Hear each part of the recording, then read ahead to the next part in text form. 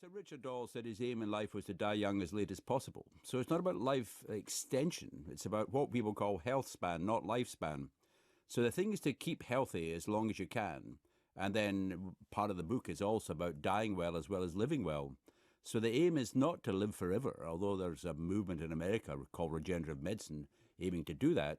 But it's to stay as fit as possible, as able as possible, and as long as possible. So health span, not lifespan. Okay, well, let's talk about this living well and bring you in on this, Diana Moran, because you have been very gently aging on our screens, but and I suppose you've come across attitudes to what people should be doing when they're older. Attitude is really important.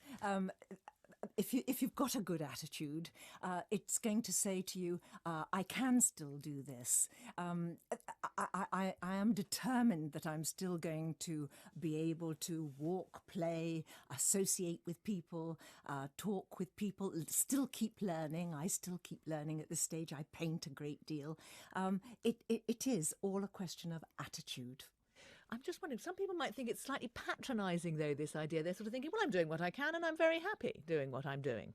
But the thing is, as we've just been hearing, if people have begun to look after themselves by the age of 30, I always think that 30 mark is an important one, the chances are, it's a bit like an insurance policy, the more you put into it as the years go by, the more there is to pull on when perhaps bad things do happen. I mean, in my instance, I had my cancer, but I was very fit in myself, and so therefore I was able to get over my illness more easily.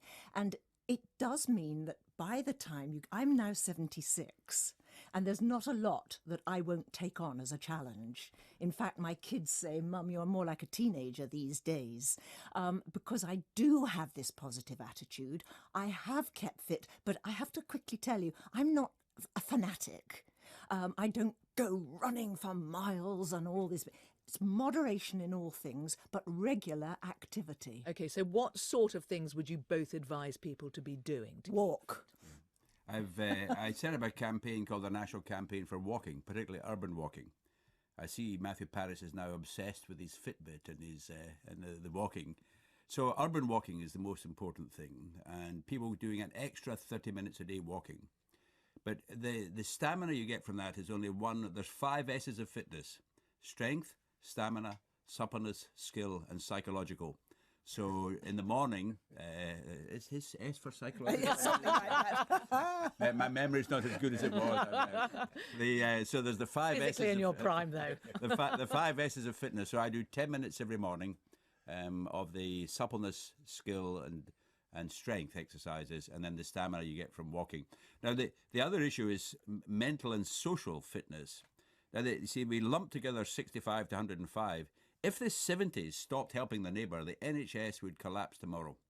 The voluntary organisations are run by people in their 70s, and the evidence we have is that the thing that's probably best for your health is to get involved in helping other people. Become a counsellor, set up a business, help your grandchildren. It's getting active in all ways. Okay, Diana, for you, what would you advise people beyond walking? It's making certain that I've got good flexibility and suppleness.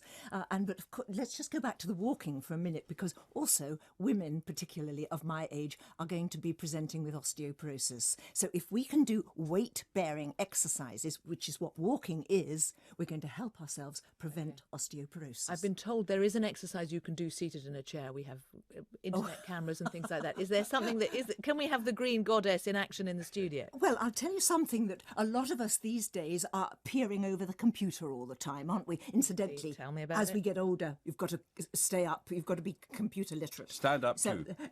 And stand up too. But so we can stand away from. Can I do that here? Yes, I can. Stand away from the computer and now just roll your shoulders. Muir's doing this Roll too. I feel that I your should be. Rob may shoulders. join us. We're That's rolling our it. shoulders. Roll in the your studio. shoulders I can't to quite believe I'm doing loosen, this. and then look over to the right. Look back to the centre. Look over to the left. And then, whilst you were sitting at your computer, but we've got to make certain that we keep the quadriceps, which is the front muscle here of the leg, strong. So either pushing yourself up from your computer or from your chair at home and stand and down. You've got a nice piece of music on and stand and down. But better still, put your hands on your thighs themselves, and now stand and really feel that muscle working.